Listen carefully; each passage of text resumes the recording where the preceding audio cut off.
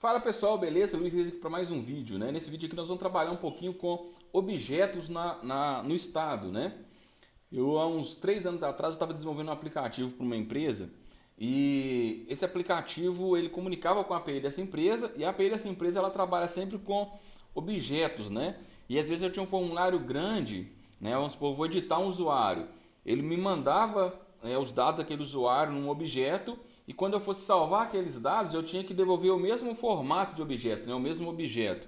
E às vezes esse objeto tinha vários níveis. E para trabalhar com um objeto de vários níveis no estado é um pouco chato, né? Hoje você tem algumas ferramentas para isso no Redux, né? Igual o Ymer, né? Que te facilita a trabalhar com níveis mais profundos, né? Dentro de um objeto. Mas há 3 anos atrás eu desenvolvi uma função para trabalhar isso e hoje eu vou trabalhar um pouquinho com vocês aqui sobre como que eu fiz isso e para que serve, qual que é a utilidade disso. Aqui eu tenho um formulário simples, tá? Não tem nada demais aqui, é só 3 inputzinhos aqui e um botão. Nós vamos só simular aqui algumas coisas. E aqui, olha, eu tenho no estado um objeto, tá vendo? Que é um objeto de usuário, não estou usando TypeScript, tá? Mas só para simular mesmo, aqui é um usuário que tem nome, e-mail e telefone. Então eu tenho aqui a função user e setUser. Então, por exemplo, se eu quisesse fazer da forma simples aqui, esse usuário aqui, né? Vamos mexer só com o nome dele por enquanto aqui, tá? Então vamos supor que esse input aqui vai ser para editar o nome daquele usuário. Então eu vou colocar aqui o value desse input. Ele vai ser user name. Pessoal, sempre coloque essa interrogação aqui antes do ponto, porque essa interrogação é que ela verifica se existe essa propriedade antes de chamar a propriedade, né? Então não vai correr risco de dar undefined caso você esqueça de uma propriedade ou alguma coisa assim. E on change text. Aqui, pessoal, já começa a primeira diferença para trabalhar com objeto. Se eu tivesse aqui, olha, eu vou copiar esse. Aqui, ó, vou colocar name, set name. Imagina que eu tivesse um estado separado para cada campo, né, digamos assim. Eu colocaria aqui name, set name. Aqui eu colocaria name. Aqui teria o set name. Só precisa de colocar isso, né? Ele já entende que você está querendo passar o valor do texto para a função setName e setar o valor. Se eu vier aqui, olha, por exemplo, olha, eu vou colocar aqui, ó, name. Vou salvar aqui. Se eu for digitando o nome aqui, ó, o nome já vai atualizando lá embaixo, beleza? Então essa função aqui está funcionando e o estado está sendo atualizado. Só que a gente não vai trabalhar assim, né? A gente vai trabalhar com um objeto. E isso vai ficar mais complexo depois, tá, pessoal? Eu entendo que muita gente já sabe trabalhar com objeto dessa forma aqui. Então aqui seria user name. E aqui, olha, eu teria que colocar aqui, ó, um texto, que é o valor que eu estou retornando daquela função. Vai setar o user. Como eu não posso fazer assim, olha, user.name, eu não posso fazer isso aqui, ó, user.name recebe texto, né, o txt, ele não vai aceitar. Eu tenho que usar o set. Então, para usar o set, teria que ser o set user. E aqui dentro, eu vou usar o spread operator, né, que é para eu fazer uma cópia do próprio user. Então, ele vai ser todos os dados do user menos o name que eu quero substituir pelo txt. Assim que funciona. Então, não sei se ficou claro para vocês, né? Essa função aqui, olha, eu estou pegando um objeto, eu estou criando um novo objeto, né? Então, eu coloco essa chave por volta. Esse novo objeto eu vou espalhar, ou seja, pegar cada campo desse aqui do meu estado, né, atual, e vou espalhar dentro desse novo objeto. Então eu estou fazendo nada mais nada menos que uma cópia desse novo objeto. E essa vírgula aqui quer dizer que algum campo, ou seja, esse campo name, eu quero substituir o valor dele pelo valor que eu estou colocando aqui, que é txt. Então eu vou salvar isso aqui. Ele já salvou, está dando algum reclamando aqui por causa do name que está lá embaixo. Aqui embaixo eu vou usar agora user name. Então vai ser a mesma coisa. Quando eu começar a digitar o nome aqui, ele está salvando aqui no estado e está preservando os outros campos da maneira que estão, né? Eu vou replicar isso aqui, olha, no e-mail e senha.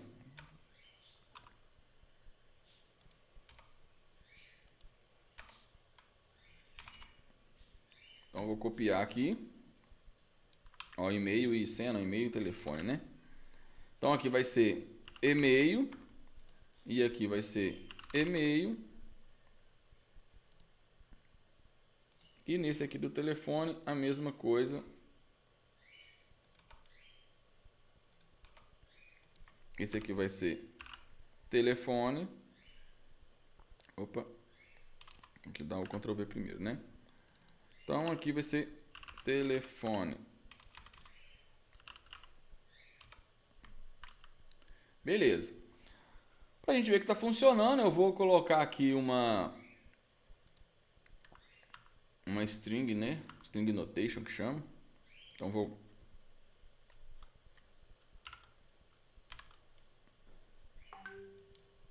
nome espaço e-mail, então vai ser user e-mail e mais um tracinho user.telefone. Então isso é bem tranquilinho, ó. Eu vou colocar o e-mail aqui. Tá vendo que aqui apareceu o e-mail vazio, o telefone vazio. Se eu preencher um e-mail aqui,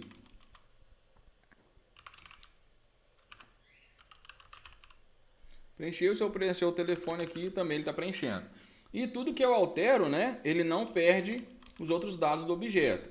Então essa parte de você fazer um objeto que tem um nível assim, olha, é bem tranquilinho. Porque você não precisa de muita coisa a não ser aprender a usar esse spread operator aqui. Então você já conseguiu fazer um estado, né, que tem um nível de forma tranquila e trabalhar com formulário assim. E qual que é a vantagem disso? Imagina que você está trabalhando com um formulário de cadastro do usuário. E aí, ou de edição dos dados do usuário. E aí você buscou da API e veio aqui o usuário nesse formato aqui, né? Nome, e-mail e telefone. E o nome do cara já estava preenchido, o e-mail também, e o telefone estava vazio, por exemplo. Ou o telefone, ele queria editar o telefone. Quando você salva esses dados da sua API direto no estado, ele já vai vir assim preenchido. E aí você usa esse spread operator nos inputs de texto, né, no formulário, para você editar. E na hora de você postar, você só posta o objeto de novo, né? Então você não tem que ficar trabalhando muito no seu objeto para postar. Imagina que veio tudo aqui, eu editei só o telefone, cliquei em enviar aqueles dados e ele vai enviar todos os dados que já veio para mim, né, do usuário, e o telefone preenchido. Então, tem algumas APIs que trabalham dessa forma, então isso aqui é bem útil. Mas chega um ponto que isso aqui não resolve mais. Por quê? Até resolve, mas fica muito bagunçado, né? Imagina que esse usuário aqui, eu já tenho essa edição aqui, mas imagina que a API ela manda de alguma outra forma. Imagina que ela manda assim, ó, dados, aí os dados é isso aqui, aí eu tenho dentro desses dados do usuário eu tenho não, que eu vou colocar aqui, ó, dados usuário, aí eu vou colocar aqui endereço, e aí dentro do endereço eu tenho rua, número,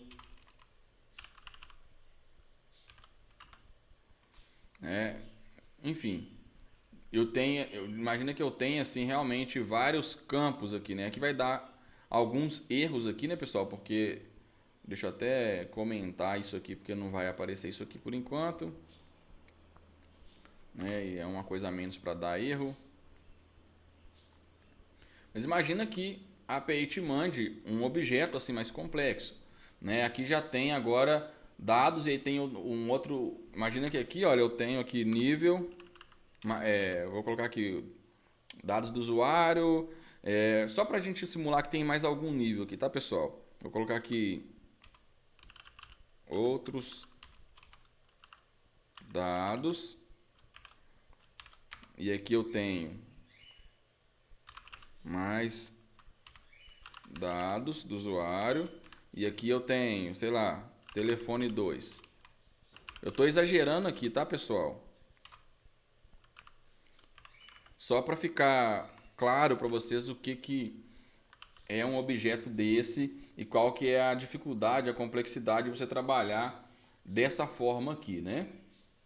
Então imagina que você tenha na API um objeto mais complexo assim, né? E esse objeto complexo era o que eu trabalhava nessa API aqui, olha. Eu posso até tentar achar ela aqui para vocês terem uma ideia.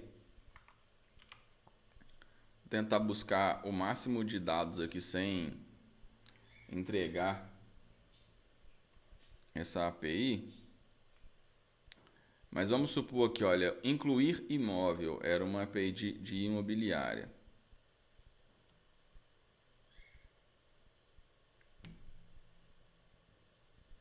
Aqui dá para vocês verem mais ou menos. Olha aqui, olha, o tanto de campo que eu tinha, né? Aqui eram os campos obrigatórios, então eu tenho esses tokens.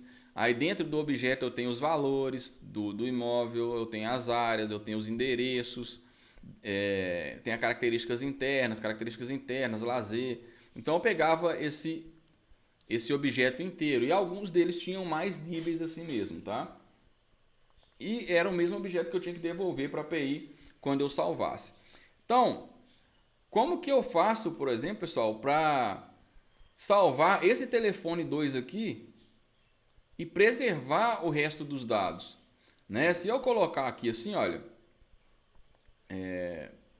eu vou preencher alguma coisa aqui na rua, olha, teste, e vou preencher aqui o e-mail arroba 2, sei lá, name Luiz. Então vamos lá. Aqui, olha, eu vou descomentar novamente. Então o name vai ser nome barra dados do usuário barra name. Então vamos lá. Name, aqui ó, dados do usuário, name. Pegou o name aqui. O e-mail, ele tá. Eu não vou pegar o e-mail também.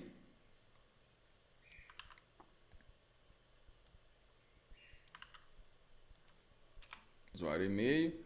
E o telefone, eu vou pegar esse outro telefone aqui, ó, que é outros dados mais dados, telefone 2. Dados do usuário barra outros dados mais dados, telefone 2. Então, o telefone aqui 2 não está preenchido, né? E vamos supor que é ele que eu quisesse editar. Mas enfim, vamos lá.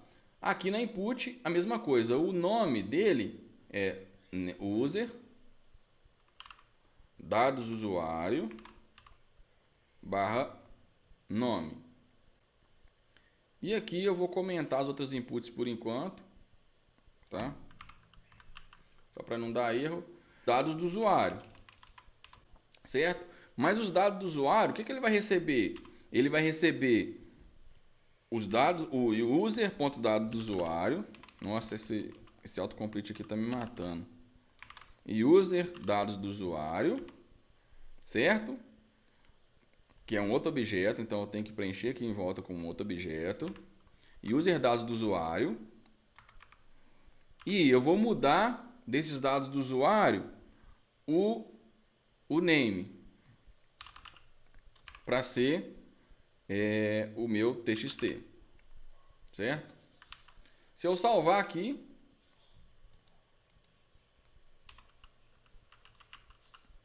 tá funcionando. Aqui eu tenho que mudar aqui para e-mail, né? Salvando o nome duas vezes. E tá funcionando, tá vendo? Só que olha como é que já ficou chato para montar a minha lógica aqui. Tá vendo? E agora se eu quisesse mudar os dados do usuário e dentro dos dados do usuário outros dados, mais dados, telefone 2. Eu teria que ir fazendo isso aqui, objeto, objeto, até chegar lá no lugar que eu quero. Certo? Então para isso que eu criei essa funçãozinha que eu chamo de Change Object State. Né? Primeiro eu vou usar ela aqui e depois eu mostro como que ela funciona, beleza?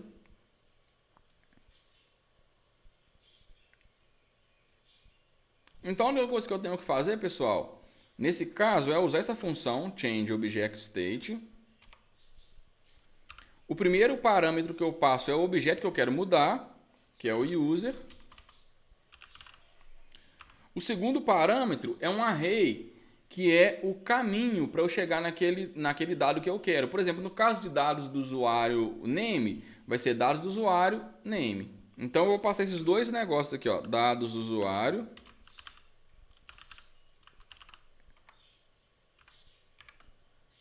o name, e o terceiro parâmetro é o valor.